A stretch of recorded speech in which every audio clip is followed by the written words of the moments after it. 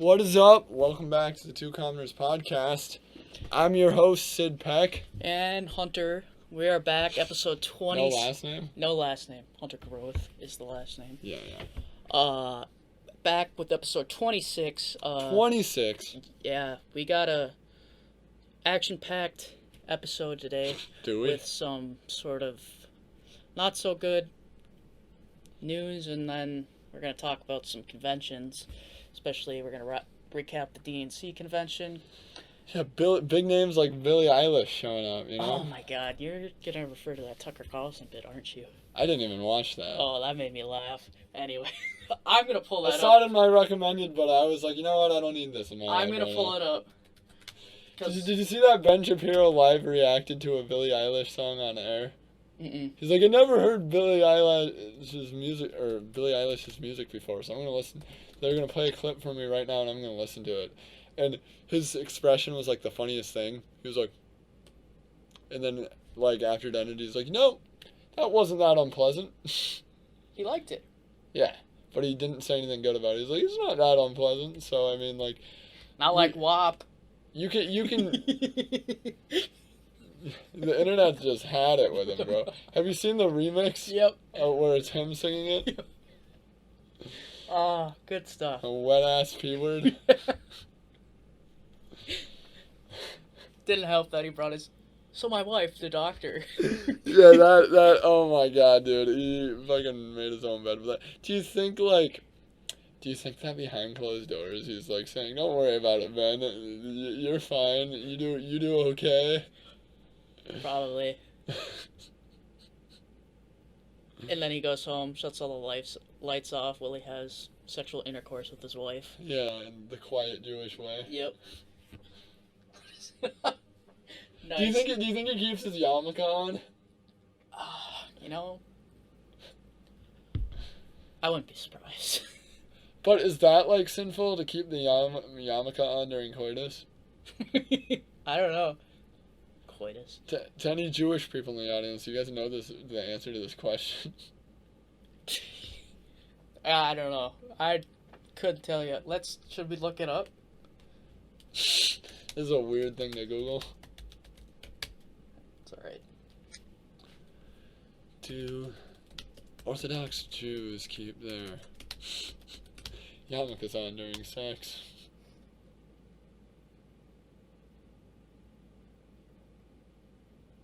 I don't know. Doesn't say. I thought it would just, like, give me a nice Google answer like it usually does. Yes! Ben, you're in the clear. Anyway. So this Tucker Carlson bit? Alright, yeah. Just listen to this. It kind of cracked me up. But the first thing you notice about Billie Eilish is that she's very unhappy. She works in the music business. Maybe it's not surprising. But whatever she's got going on in her personal life, you don't want to be part of it. And who knows what it's really about? She probably doesn't know. Most of us don't really understand what ails us. But for the purposes of last night's event, that's a surprisingly woke take. Like almost everybody in the Democratic Party, Billie Eilish has decided that Donald Trump is her core problem. You don't need me to tell you things are a mess. Donald Trump is destroying our country and everything we care about. We need leaders who will solve problems like climate change and COVID, not deny them. Leaders who will fight against systemic racism and inequality. It starts with voting against Donald Trump and for Joe Biden. We all have to vote like our lives and the world depend on it, because they do. Donald Trump is destroying everything we care about. Period. And that right there is the message of the DNC this week. The message is not Joe Biden can identify his own wife by sight and is therefore fit to lead the country. Where's the part that made you laugh? laugh? I think it's coming. Is actually a very sincere person who's really thought through the issues that matter. No. It's not even vote for us and our program will make the country better. No, it's not. In fact, it's simpler than that and therefore maybe more compelling. It's you're unhappy, so are we. It's all Donald Trump's fault. Dang, let's kick him out. Is this not the one? And honestly, you can kind of see the Okay, so what did he say? Real life, by contrast, is complicated. No. It's never that obvious why He's things like, go wrong. this isn't someone I'd want babysitting my kids. All of us He said that? Yeah, that's in one of the videos I watched. I mean, okay, so Let's talk. Okay, you know what? Politics aside here. Let's talk about. Let's analyze what we just watched here. Okay. Yeah. And specifically in how Tucker Carlson, conducts himself. Okay. Okay. Because he's the number one most watched cable news opinion personality. Yeah. So I think it's safe to say he's doing something right from a creation standpoint. Yeah. Or he's appealing to the right audience. Appealing to the right audience, yeah. I mean, his audience, he has found out that there's enough people with enough appetite for, but it's like a polarity of the people who watch cable news. That's why he has the largest audience. And I mean, I feel like some of the people who watch him, it doesn't even necessarily even have to do with policy. They just obviously Tucker is very much an elitist as well. And maybe people haven't savvied up to the fact that he's an elite trashing on elites, but he's also trashing on a different kind of elite. And I honestly don't even think his audience really care if he's an elite. They just care about his delivery, for instance. He puts a decent amount of fallacy into it, but it almost seems organic.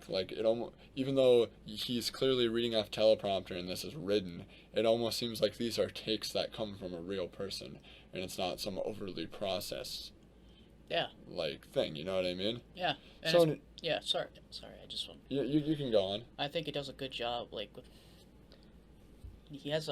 He's the king of facial expressions. I think. Oh yeah, he has and I that. think that's part of what makes his delivery so. I don't know, personal, I guess. Yeah. To some of his viewers. Yeah. Continue.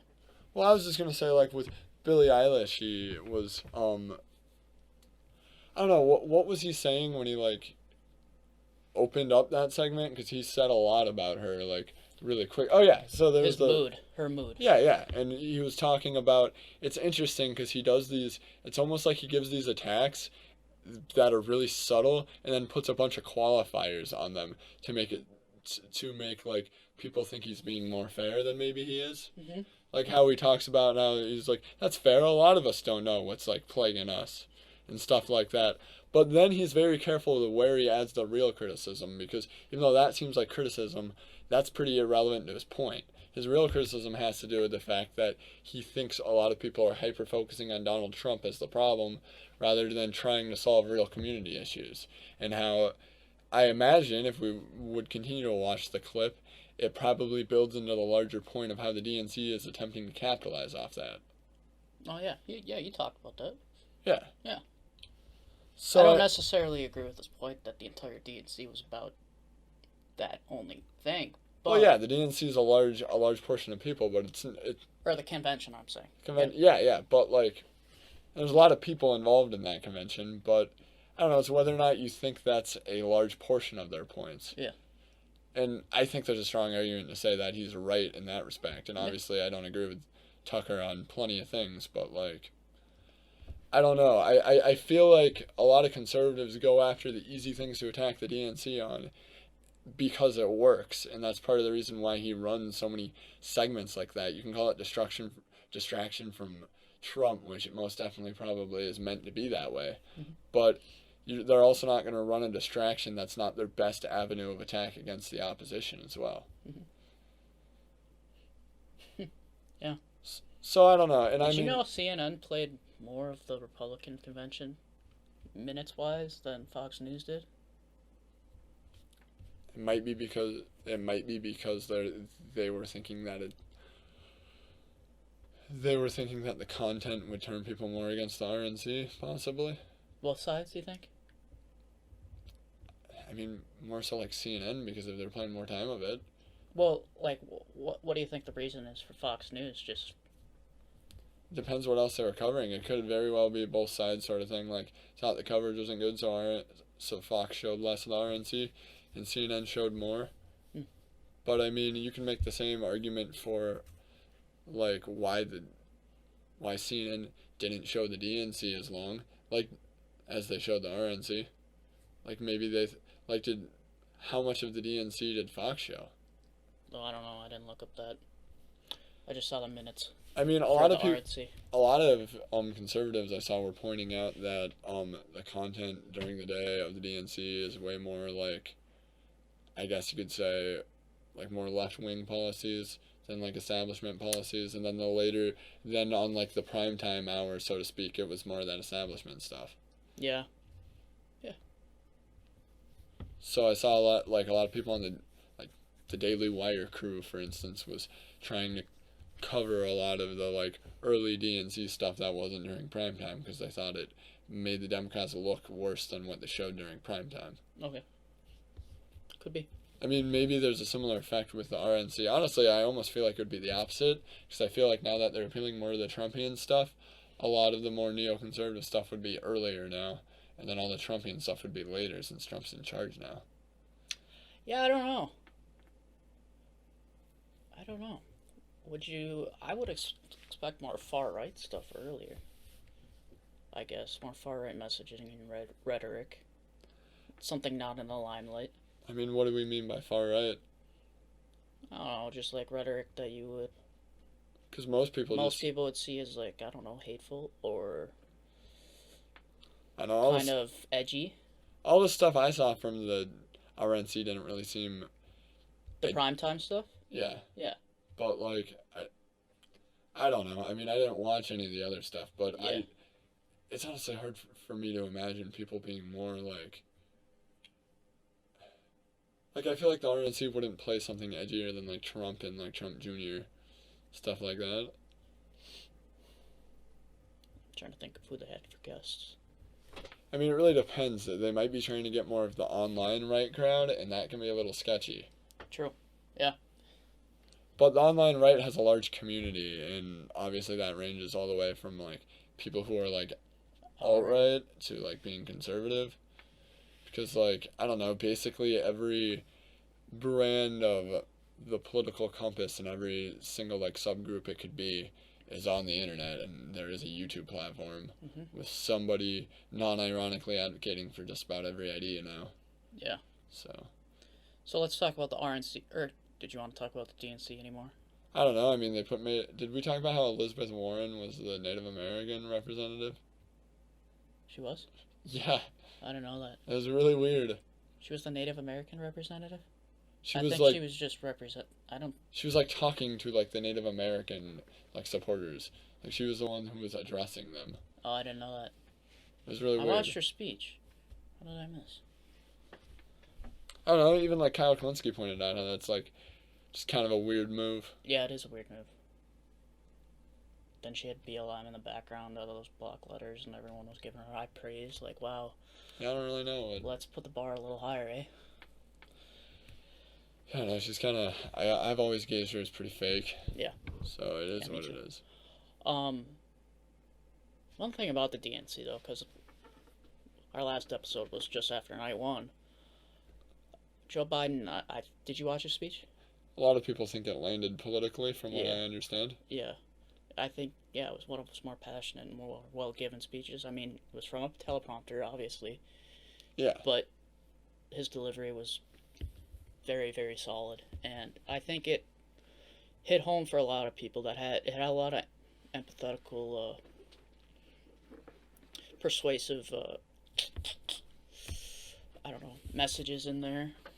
Especially regarding his loss throughout his life, and then also what other people are facing right now in a time during a pandemic.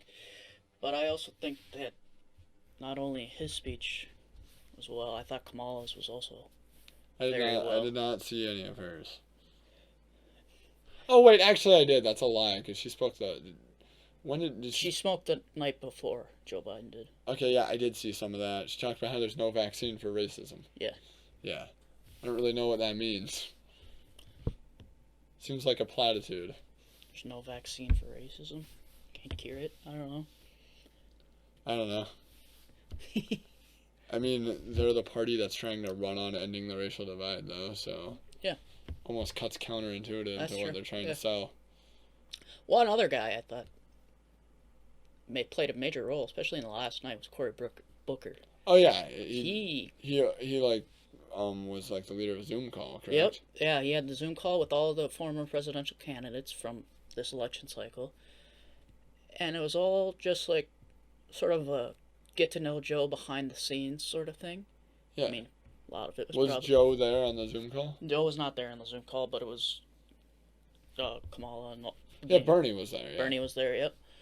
Was Beto there? Beto was there, yep. Yang.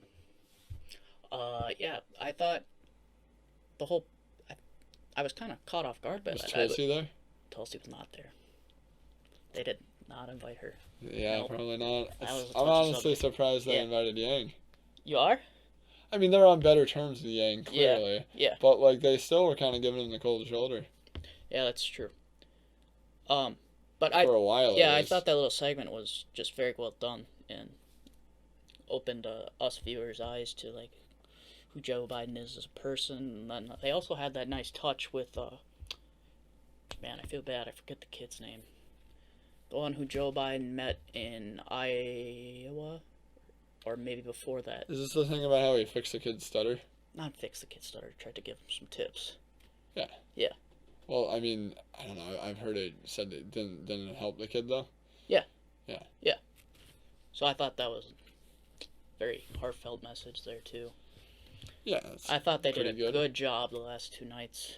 I wish they would have given some more time to AOC. You see why they didn't, though. Like, once Yeah. you see what she says, you know exactly why she didn't, right? Or why they didn't. What do you mean? I mean, she nominated Bernie.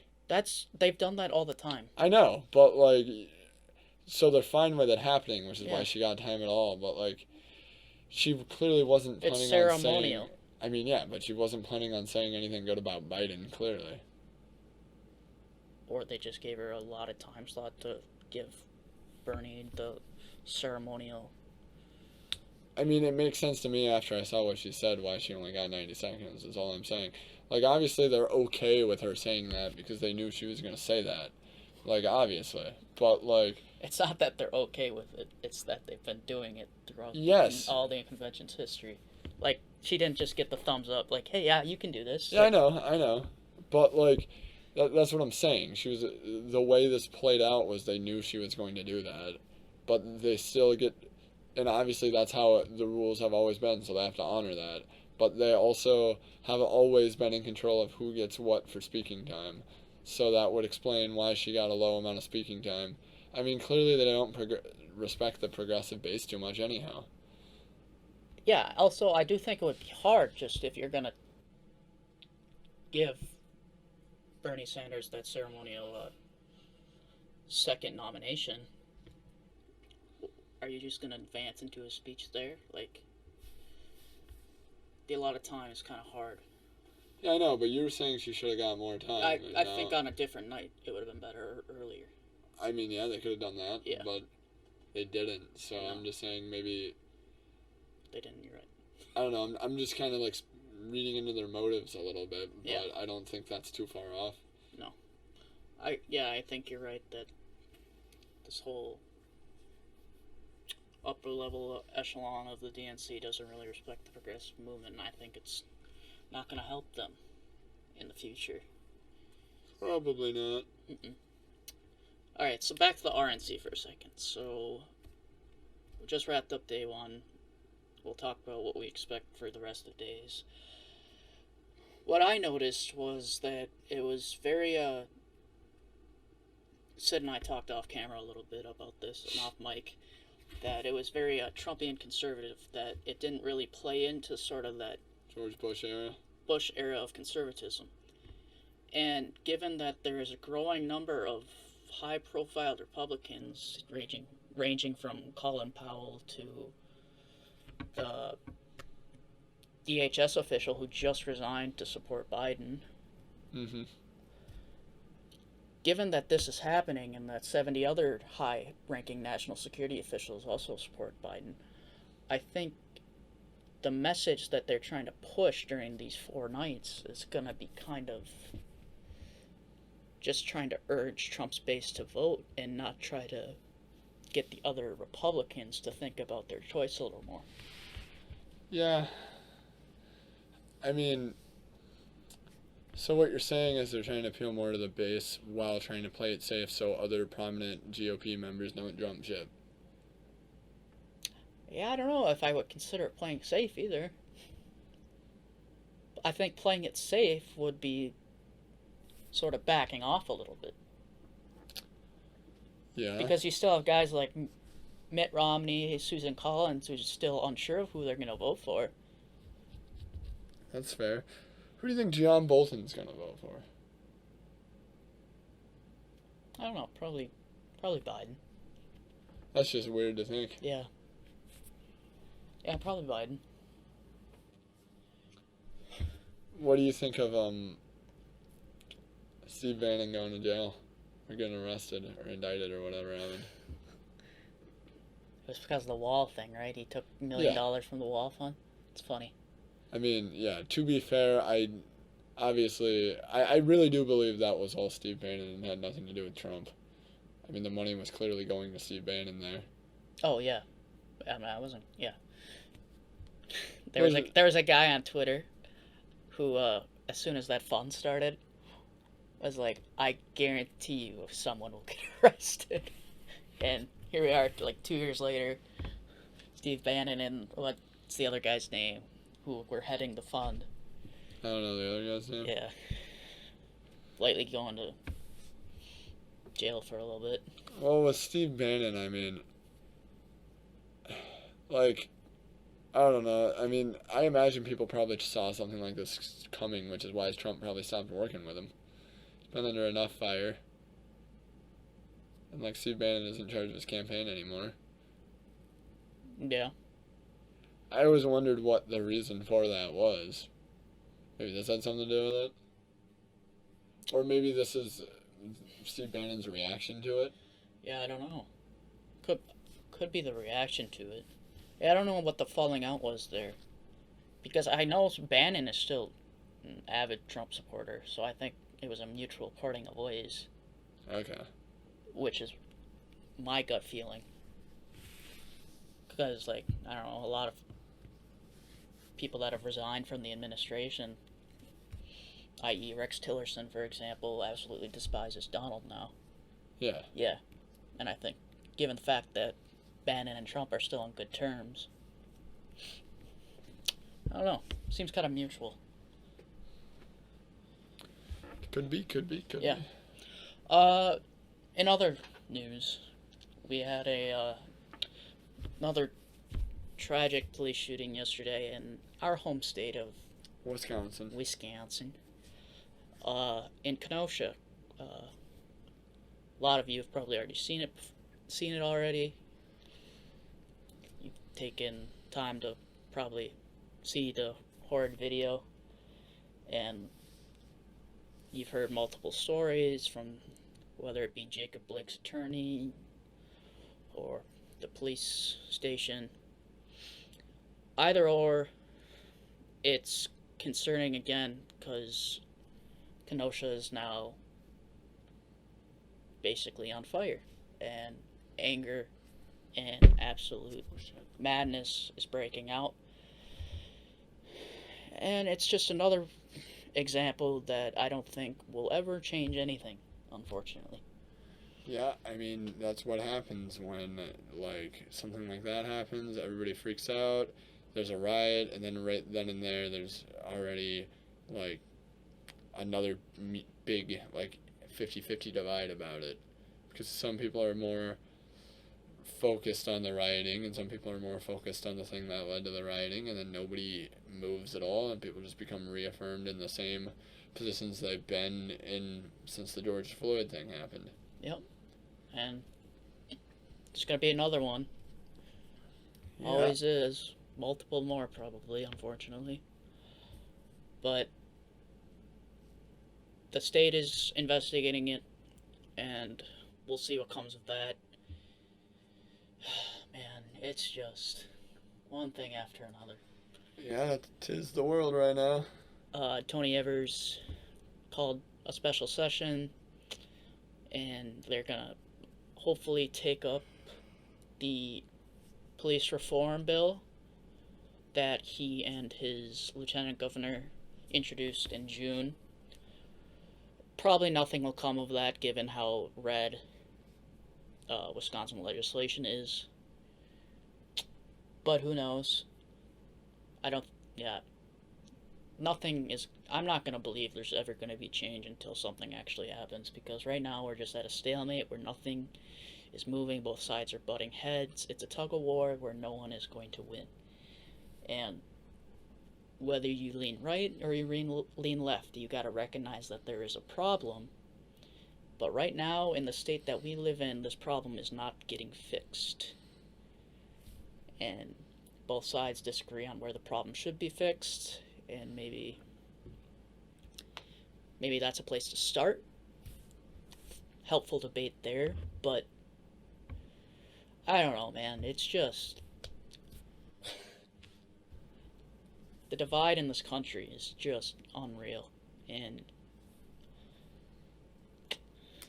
I mean, I think people want to divide, at least the people who are, like, the people in the government want people divided, I think. I think it's good for politics. Yeah. That's scary to think about. It's scary to think about. Yeah, I don't know, the more and more I don't know, man, I'm not super sold on representative democracy anymore. Yeah. It seems to be letting people down. It doesn't even seem to work in the way it's supposed to work. Yeah, and it's not maybe representative democracy that's the problem. It's just that the money involved. I think we talked about money in politics before. Yeah, but how are you going to get money out of politics? I don't know. Like, the way in which money operates in politics right now, in my opinion, like, I almost feel like the fact that you can get unlimited positive press coverage from, like, news agency, like, kind of throws out the whole game in a lot of ways. Well, how do you buy that press coverage, though? How do you put the ads in certain spots? I mean, you could buy it with money, but the thing is you don't even have to. But we're also talking about, I'm talking, like, just, like, these small races, like, representative democracy, where you go district by district. You have a candidate. They're not getting put, unless there's some high-profile race, they're not getting put on Fox News or CNN or MSNBC. They're on basically a home news channel. That is relatively... Yeah, and right now, and that's not even the loophole I'm talking about, though. I'm talking about the loophole of, like, nation-elevated stuff. Obviously, there's already, like, rules and limitations to how you have to pay for advertising right now that small people aren't able to use these loopholes for. So, I mean, I don't know. I'd honestly would argue that our system works pretty well on the local levels. Mm-hmm. Okay. The problem is once you get to the upper echelons, it all becomes corrupted. Yeah. I don't even think money in politics is a huge issue at local levels. Yeah. Like, I'd be really surprised, honestly, if it was. Yeah, okay. Yeah, I see what you're saying. Yeah. So, I mean, honestly, and that's almost why I feel like people in our founders wanted to stay to a local level forever. Because when you give the federal government too much power, you can't even trust those elections to stay with, like, integrity. And for people represented on a federal level where there's, like, businesses with a crap ton of money who operate on a federal level, like, not trying to, like, pull their strings. Yeah. Yeah. I don't know. But I mean, I think it also comes with the fact that we don't have term limits. We have such a, not only political divide, we have a generational divide where generational ideals are being clashed on, and I think that's part of the problem. So you're basically saying that generational ideas from the last generation that should have been out the door already are, like, allowed to stay because of there being no term limits? Well, yeah. What's the average age of a senator right now? Pretty high, I'd imagine. Yeah. I think it's 66. That'd make sense. Yeah. There's a lot of, like, 90-year-old idiots in there. Yeah. I think, at least. I mean, no, well, I think McConnell is the oldest, actually. How old is he? 80? 80? He's the oldest? I thought he was. Like, Grassley isn't older than him? Oh, look. Like, because Chuck Grassley looks like a freaking dinosaur. But anyway, I think that's part of the problem, too. They're so invested in a system. That's where sort of you get the... But the first thing you notice... Go Tucker. That's where you get all this division in politics nowadays. This from what? Young and old people don't agree on anything. Yeah, that's pretty true. I think it's simple. It's simple as that. Like, world was a lot different when Mitch McConnell was 40 years old. That is true. I can't imagine what the world was like when Mitch McConnell was 40. College was $1,000 or something like that. Just one thing. I'm just playing off that, but just things like that. Just economically, socially, a lot has changed, and a lot of their ideas really haven't. What do you think about that? I'm just thinking. Yeah. I mean, I agree with you. I mean, I've talked a lot about how I don't like the amount of old people in politics. And I mean, I think if you talk to any older person with very different worldviews, you'll see that there is a big divide between younger people and older people. But I don't know. I mean, Feinstein. what? 87. Oh, 87? Yeah.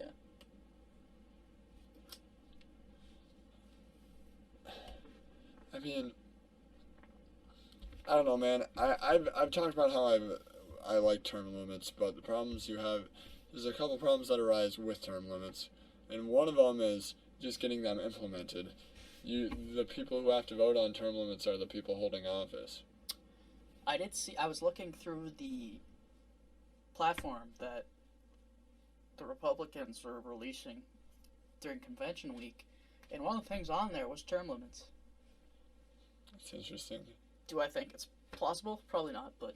I mean, it could benefit them to a point if they did it. I mean, I seriously doubt they'd go through with it. But, well, let's put it this way. If there was term limits on a lot of the representatives from Democratic cities, it might be easier for them to flip cities red. Yeah. And vice versa, I think. Which is what I think they're trying to do right now. Which is why you have a lot of ads running for, I think it's Joe Collins, the guy running against Maxine Waters. Oh, yeah. And you're seeing, like, now there's more, and they said this at the RNC, there's more African Americans running for political positions in Baltimore for the GOP than there, like, ever has before. And so, yeah, I don't know, they seem to be, like, it seems to be this new strategy where they're trying to, because right now they're able to blame all the problems in the cities on the Democratic leadership, and that's been a pretty effective attack. Mm-hmm. So I think they're really trying to capitalize on the fact that that's their most effective attack, and trying to get African American politicians from the GOP who are basically agreeing and validating the message that Democrats won't help the black community in these areas because they've had the opportunity to help you for a while and they haven't. Yeah. So I don't know if it'll be effective because obviously African Americans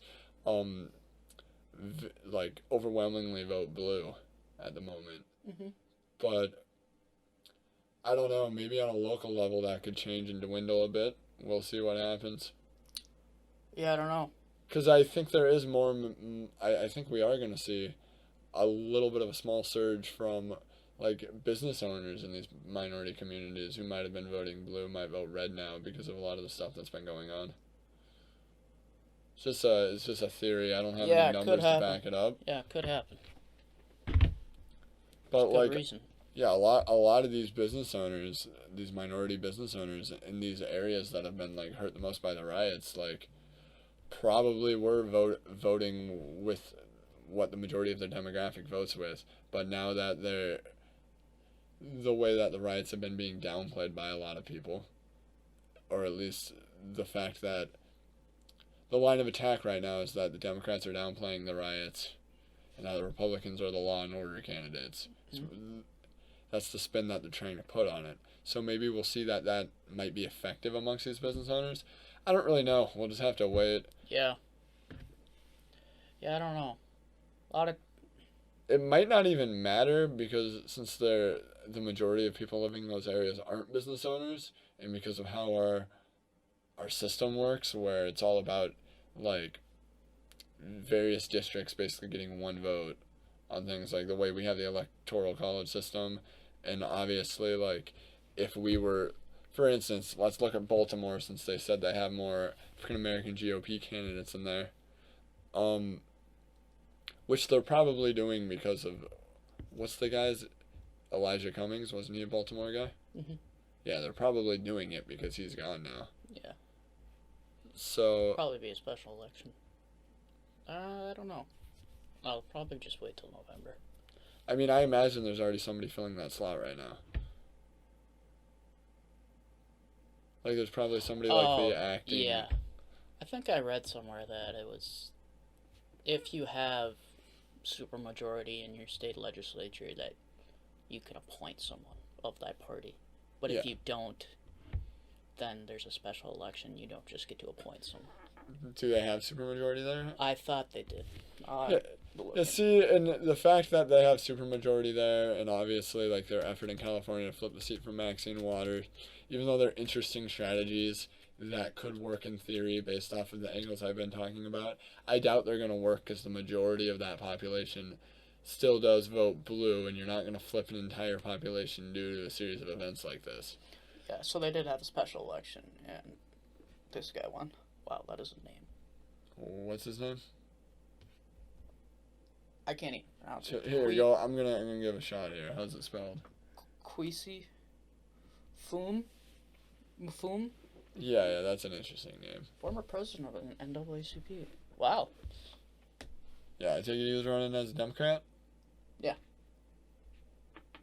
Yeah, so, like, honestly, when I see stuff like what we're talking about with them trying to make efforts to flip the seats in urban areas, even though it's interesting and it would be like big plays if it works, at the same time, it's kind of just like some fun theory stuff.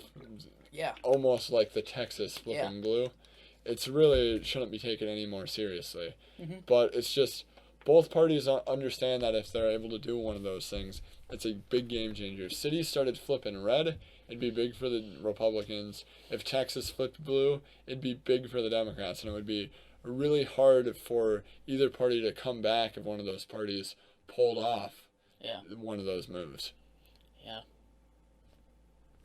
I don't think we'll see anything like that happen. Honestly, I think they're more likely to flip Texas blue because, I don't know, I do think there's people like Joe Rogan who are going to continue to vote blue and just move away from the higher tax areas, and then they're going to make areas like Texas more like areas like California. A lot of tech giants live in the Dallas-Houston areas. Yeah. Yeah. Well, Dallas is very blue. Mm-hmm. But, yeah, I'm just saying, like, population density-wise, it has a big effect as long as it keeps growing, and then you have, like, these outsiders coming in and moving to suburban areas, buying land and stuff. It's kind of like not harvesting votes, but, I don't know. It helps Democrats, for sure. Well, yeah, the bigger the city gets, the more it helps the Democrats, that's for sure. Mm-hmm. What else we got? I'm trying to think. I don't know, man. The news has been really like making me not want to watch it. Yeah, with you. We're just getting so close to this election, bro. Do you know what would really make me just like put more vigor in my step to talk about this stuff? A Trump Biden debate. It would just October 3rd. Oh my god, dude! I would just like. I just want to get that over with because I'm going to be honest, that's the only part of this whole like big trek to the presidency that seems fun to me at this point. Yeah. Yeah. I mean, I wish it wasn't as serious and has as many repercussions as it did, but like a debate between those two idiots is like, I don't know, it's funny. And I love watching debates, man. I've been watching a lot more debates again because I went through a phase where I was doing that for a while and I kind of stopped and now I kind of started again. Yeah. I was watching a debate between Destiny and Nick Fuentes, and that's pretty epic. Gross. Do you know who Destiny is? I don't know who Destiny is, but I know who. Yeah, obviously you know who Nick is, Yeah. but what I find interesting is I don't know why, because you'd think that somebody's reputation like Nick Fuentes doesn't really matter that much since he caters to alt-right circles, and isn't really going to ever be taken seriously in mainstream because of his extreme views. But there was this podcast he used to have called America First, which is also why part of the reason that phrase started going down a dog whistly route, because of him using it to title his podcast. He, in one of the newer debates I watched between him and some people on the left, he was talking about how he doesn't associate himself with the name America First anymore. Like, he's cut ties with that podcast. I think there was other people involved in it too. So that's interesting. I wonder why he felt the need to do, like, what for, like, somebody in those alt-right circles is like grounds for cancellation in their group, that they feel the need to, like, distance themselves from things. Yeah, I don't know. It's just interesting to me. I have no clue. No, but Destiny is a ex StarCraft pro who has been streaming for the past 10 years, and I want to say around half a decade ago, he randomly started becoming a political figure where he would go around and just start debating people. And he started by debating Nazis, and then he's debating lefties, and he's kind of like your typical neo-lib. He was a Mayor Pete supporter, but he's very much a defender of the status quo in a lot of ways. And it's interesting to see him debate against these people, because he's not a perfect debater, and he, in a lot of ways, uses some of the slimy tactics that Ben Shapiro uses. But in the same way that I would recommend to people who haven't really watched a Ben Shapiro debate to watch a Ben Shapiro debate, specifically the one where he's against Cenk Uygur, that's a really good one, I would also recommend watching Destiny debates, because they're very good as well. And I mean, I think there's a lot of people that can learn from debating. Like, I think Vosh has kind of gone off the deep end with lefty stuff lately, but I think Vosh debates are very interesting too. That guy's very strongly socialist, and it's interesting to see. He's debated Destiny. I'm pretty sure he's debated Nick Fuentes. He's has debated a lot of people, like mostly alt-right figures, but he debates people on the left too. Yeah. And I think it's interesting that there's a community of basically people on the left who go after and debate alt-righters so they don't leave their points unchallenged. And it's interesting because sometimes they get flack amongst their own community for doing that. But they try to be careful with how they do it. Yeah. You know what I mean? Yeah. And I don't know, do you think there's ever a time where somebody is so horrific that you can't debate them? Horrific as in horrific person, horrific ideals? I guess ideas. Like, so let's say, for instance, so, like, this is, I think we've talked about this before, but the big difference between, like, Twitch and YouTube, like, getting canceled on either of those platforms is if you're banned from YouTube, you can still show up on other people's platforms and other people's YouTube shows. You just can't own a YouTube account. If you're banned on Twitch, anybody's stream you went on Twitch can't show you, or they'll be banned as well. So what you get from this is you have Nick Fuentes is not allowed to have an official YouTube account. It got banned. But you can still see debates of him on other people's platforms all over YouTube. And I honestly think it's good that they keep those up so people can watch them, because even if somebody has, like, very extreme ideals, whether it be alt-right or, like, I've also watched debates with people who are tankies, which is like USSR apologists and authoritarian communists. Like, both of those, basically anything that's, like, fash or authoritarian leaning.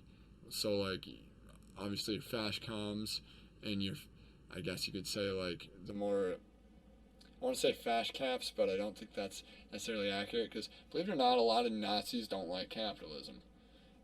They talk, like, quite badly about it, you know what I mean? Which is why a lot of people say that right-leaning populism is just fascism. You've probably seen that article recently that was talking about the rising, like, Have you watched Rising? Rising? Have I On the watched? Hill? No. With Crystal Ball, a former MSNBC anchor, and Sagar Agente, who might moderate the debate. One of the debates? Yeah. I'll be. And he's under 30. Oh. But he leans right. But apparently the Trump administration put him on a pre-approved list of people they'd allow to... Or moderate? Yeah.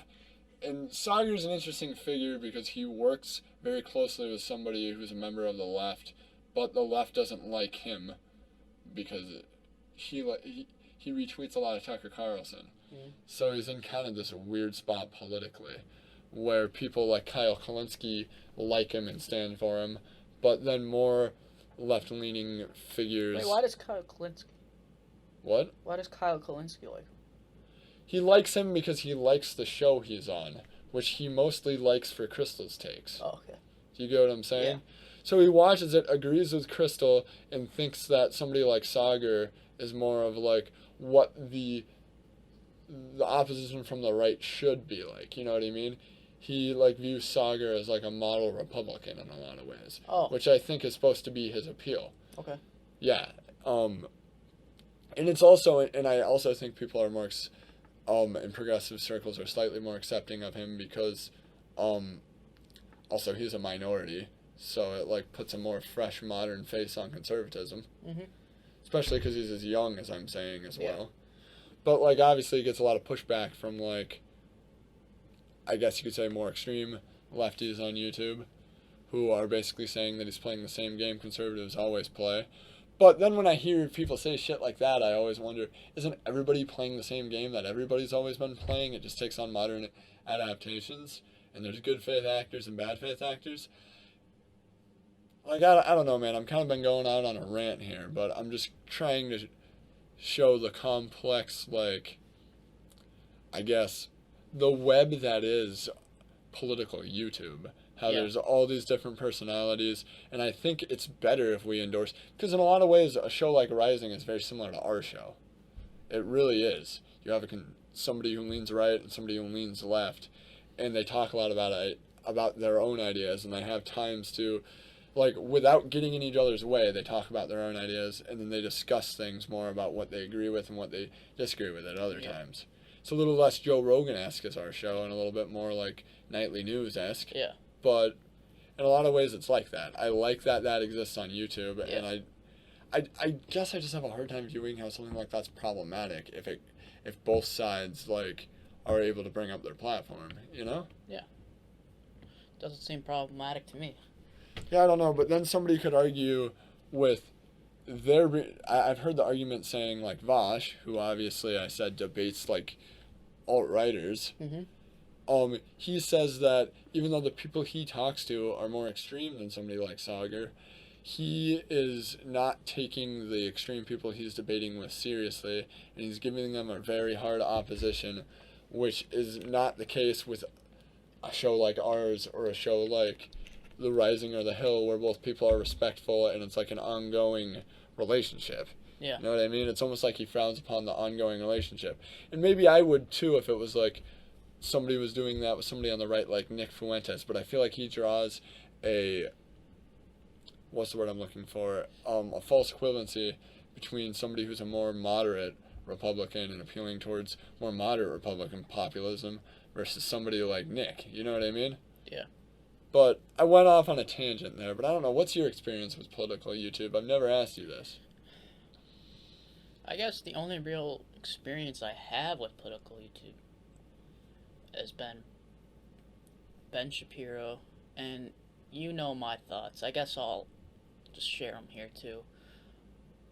For the most part, Ben Shapiro is very, very good at his job, but I just really don't like him as a person and how he conducts himself during these. That's fair. Do you think he's funny? No. I think he's hilarious. I don't like his sense of humor either. Yeah, that's another one. I think that the whole mantra of him, let me talk fast, and then your response is automatically dubbed wrong. then So you don't like the Gish Gallop? yeah. I don't think ever. Okay, so sometimes he does get Gish Gallop, but I don't think he does that as much as people seem to accuse him of, in my opinion. There's usually points there, and you can call them semi-irrelevant, but most of the time if you press them on him, he's able to come up with good ways in which they are relevant. But I don't know, maybe that's just me. So so Ben Shapiro is probably my main experience. Although I have watched more Kyle Kalinske since you introduced me to him. Yeah. Because I've never heard of the guy before we started doing the show, and I've really grown a liking to.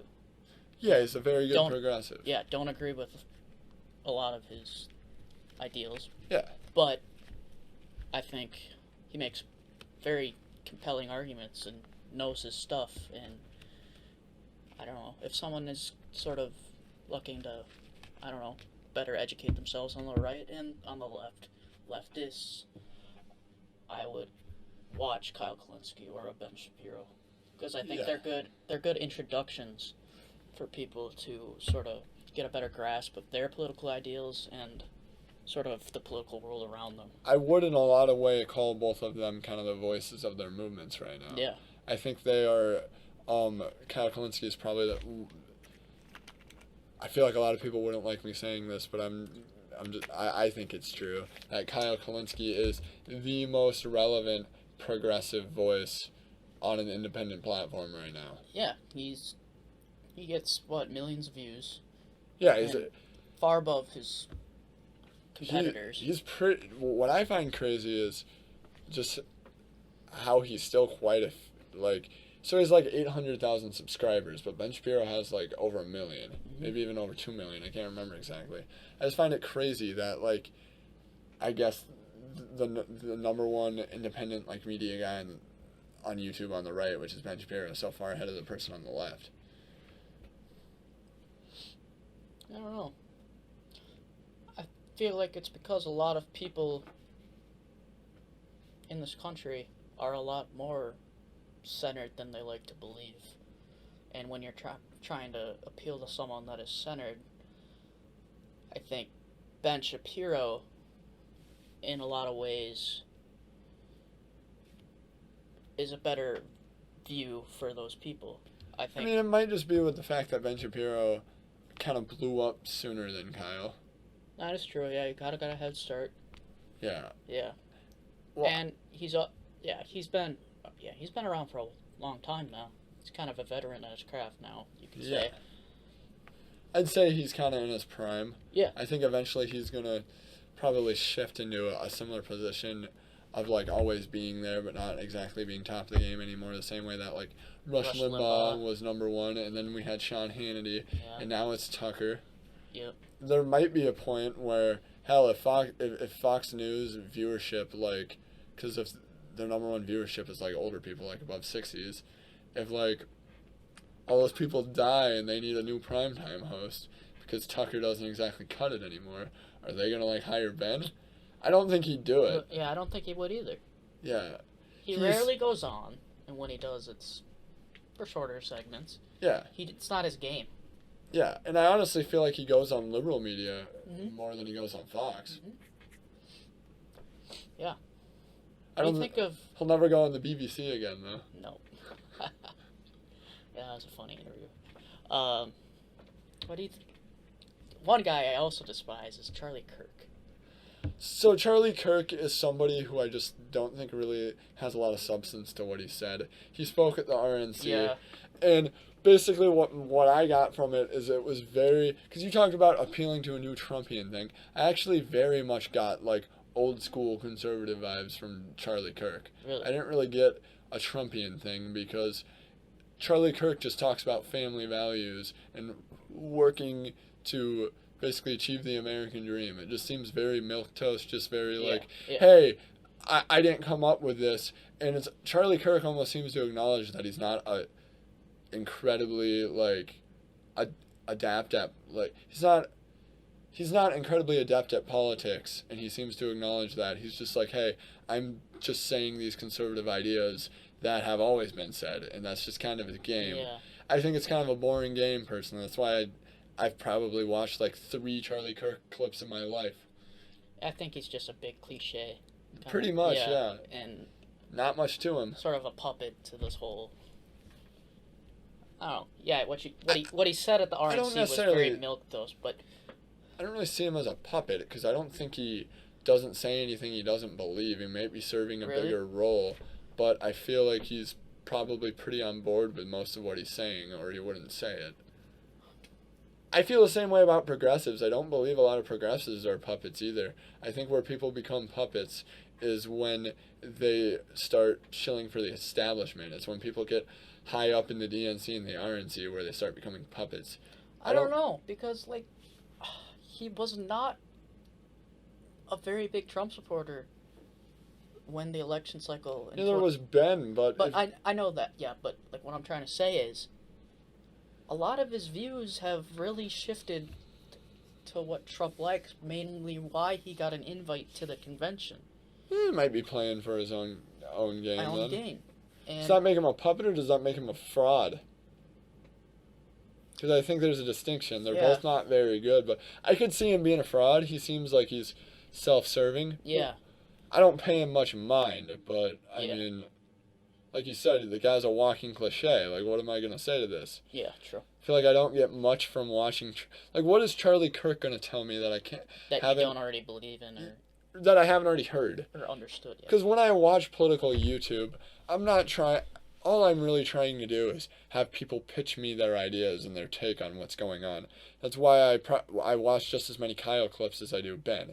I think they're both the best at pitching the view that their side has. Yeah. And I think when you start...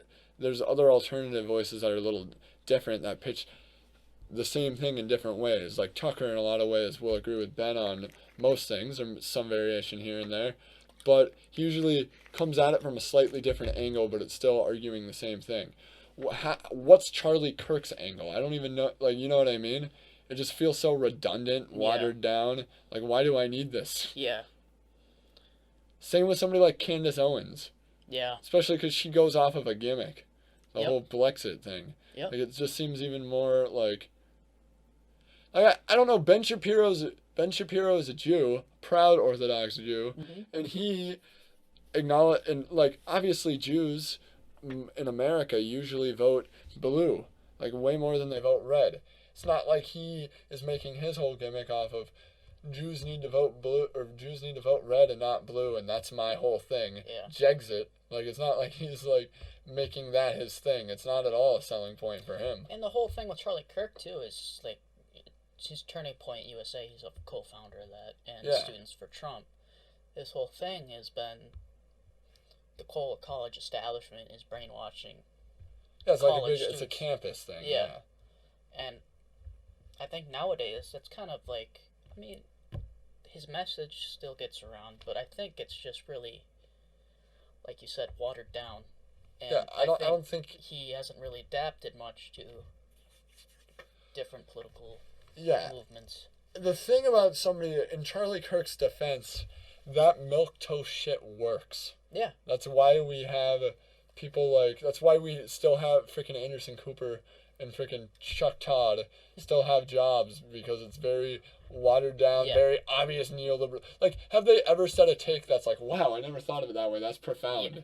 Like, I get that feeling all the time when I watch Kyle and Ben. You don't get that once from people like Charlie Kirk or people like on the mainstream media, like who aren't opinion journalists. And Charlie Kirk pops up everywhere, especially on social media. I mean, I don't see him too much. Like, I don't know. Maybe it's just my algorithm knows that I'm not too interested in him, and it recommends me other conservatives instead. But I don't know. The only time I watched an extended clip of Charlie Kirk was actually to watch him debate Sam Sneeder. Who's Sam Sneeder? Sam Sneeder. I don't know exactly how you pronounce it, but he used to work on MSNBC. I'm not exactly sure now why or what he did there, but he got fired for a tweet that he shouldn't have got fired for it. He was essentially being very ironic. I'd recommend you look into it, but he was basically, I guess, some higher up in, I want to say in media, got like accused of pedophilia or something and got off, and he made a comment saying like, "Oh, this is perfectly okay that you would do that with my young daughter because it blah blah." It was like a joke that was like trying to show how fucked up the situation was, because it was like a young girl and his daughter was like the same age, so he'd be like, "Oh, I'd totally be okay with this," and in the tweet thread it's like clearly sarcastic and like throwing shade, and he got fired for that shit. Oh. Which How long ago was that? I don't know. I don't know. Sam Sneaders had the Majority Report, which is a show on YouTube for years now, though. He I feel like he elevated it in a lot of ways by shitting on Dave Rubin. Yeah. By using Dave Rubin in the title a lot and then analyzing Dave Rubin clips. I'm not a huge fan of Sam Sneader, but he debated Charlie Kirk, and I do think the thing about Sam Sneader is that he is a lot more he's more politically adept than Charlie Kirk is. So it was almost like somebody with, like, I feel like Charlie Kirk's easy mode. You have somebody who was actually Easy like mode. working as part of news and has like more political background against this like freaking college student who got thrown into a thing. It's just like, I wonder who's gonna win this. It's not even about ideas at this point. It's like. So I wasn't too impressed with Charlie in that clip. Although I will say Sam tends to obfuscate a lot, so I wasn't too impressed. Like, he goes on and makes points. Like, the funny thing I find about his show is he'll play a clip. The clip will play for about 3 seconds and he'll be like, pause it. And then he'll already comment on it before you even heard the person say more than like 2 words. Like, he pauses the clips way too much. That's my main problem with him. Drags everything way out. But, I don't know, there's some substance there at least. All right. Yeah, and you know that Michael Brooks guy I talked about who like passed away recently? Yeah. Michael Brooks was on Sam Sneader's show as a co-host. Oh, that's where I heard that Majority Report. Yeah, okay. So, yeah, that's Michael Brooks had his own show as well. I've noticed that all the people on Michael Brooks' show have now since the Michael Brooks show, it almost seems like they took it over. Like, they're still releasing stuff on his account. The people who were like, I guess what Michael Brooks was to the Majority Report, the people who were the Michael Brooks to Michael Brooks on his show are like now trying to like run the account the way that they think Michael Brooks would run it. Yeah. I know we've spent a lot of time talking about different YouTube stuff this time, but like political YouTube really does fascinate me how it's run, man. It's like the battle royale of ideas, you know what I mean? Well, and it's an easy way to reach people, and I don't know. I don't know if trust is the right word, but I think it's more validating than just social media clips like from Twitter. I think a lot of people can get some useful information, whether it be from a progressive like Klinsky or Shapiro. Yeah. I think it's a good way for people to, I don't know, broaden their views. Like what you do in watching both sides and what I have started to do. I mean, my only problem with this is I'm starting to notice that, I mean, it's not always the case, but I always wonder that if you do what I do and you watch everything, if you're just destined to become somebody like Joe Rogan, who becomes very agreeable with whatever side's in front of him because you understand all the points, you know what I mean? Yeah. Huh. Like, you kind of get pulled, like, so if you only watch things from the right, people say you get pulled down the right-wing rabbit hole. And you can get pulled down, like, the left-wing rabbit hole, too. If you watch everything, you almost get pulled from all directions, and you get stretched out until you become Joe Rogan. You know what I mean? Does Joe Rogan understand everything? I don't think but that's the thing. I can't understand everything from watching everything. Yeah. I mean, I'd like to... Joe Rogan doesn't see himself as an intellectual. I try to view myself as an intellectual, but then again, I wonder if I'm full of shit if I'm doing that. Like, if I'm being honest with myself, can I really give my view more value and more weight than somebody like Joe Rogan, who admits that his view isn't carry a lot of weight? Mm-hmm. And if I'm kind of in the center and lean right on some things and lean left on other things, like, I don't know, it just paints me more and more somebody like Joe Rogan, like... Yeah. I don't know. I really do like Joe Rogan. I don't agree with his takes on everything. I don't pay his takes much mind because he's not there to be the person that's supposed to be providing the takes on his show. Yep. He's supposed to be the person challenging the takes. Yeah.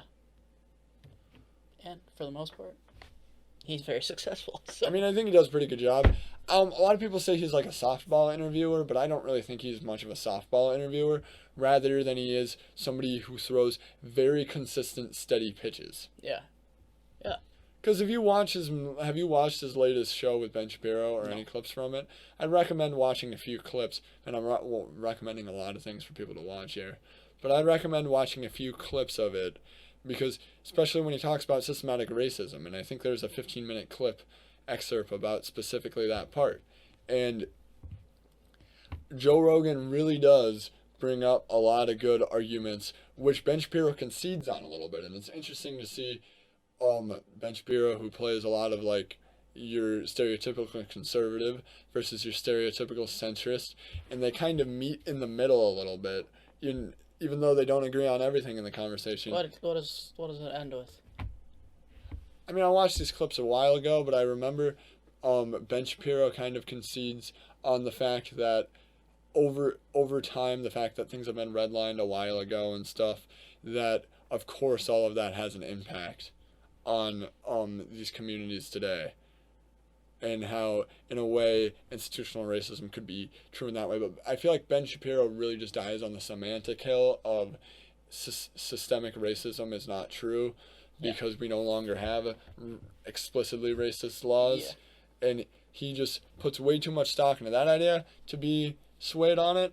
I mean, that is what it is. I think one thing that people try to get from these pundits is, for me, it's not so much about these trying to find somebody who I 100% disagree with. I just like pundits to be honest with me about where they are, and then I see that as a specific option. And not only that, it's like people in this camp exist. I like to know what camps there are. I watch political YouTube more for an observation of what every ideological camp has. So I know what I'm going up against when I talk to somebody. When I talk to somebody politics for the first time, I almost kind of try to go in and probe, try to figure out what sort of views they have before I push back and reveal myself too much. And I don't do that in a way because I'm trying to sucker them into some belief at the end of the day. I always go into conversations trying to find common ground, which is what I wish more people would do. I feel like some people go in with opposite ideas. So like Ben Shapiro clearly understands that with Joe Rogan, he can go in and play the common ground game, but then when he goes and talks to Andrew Neil on BBC, he goes in preparing to play an entirely different game. Which is, this person's going to fight me on everything, so act aggressive, make them my enemy. And I mean, I can imagine if you're a conservative, or a conservative going on CNN, or a lefty going on Fox, you have no choice but to think that way. But I'd like to see more and more platforms, as things go online and become in the Joe Rogan format, seems to take over, which it really does. All these shows I talk about, Kyle Quincy's show, Ben Shapiro's show, they all kind of operate a little bit in a long-form conversation, similar to how Joe Rogan's show would operate. And that's becoming more prevalent, and I like that. I think you can have that middle ground conversation better that way. That's a good point. Good spot to end. I mean, I think so. Sorry if I talked a lot here. You good. That was a good segment there. Anyways, we covered a lot of stuff today. It's a good episode.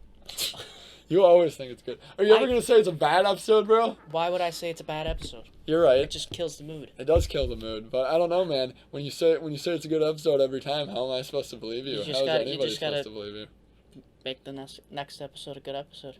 That's fair. I mean, I am just kind of being difficult. I did also think this was a good episode for the most part. I thought it was slightly more unstructured, a little weird in the beginning, but you know what? Especially given the subject of what we're talking about with the Joe Rogan format and viewing all the shows that kind of followed it. I don't think it's bad that this topic of all the topics was kind of digested this way. I liked it. All right. Well, thanks for listening to this week's episode 26. Sid and I will be back next week. Subscribe, like, and also listen on all your favorite podcasting platforms. Thanks, guys.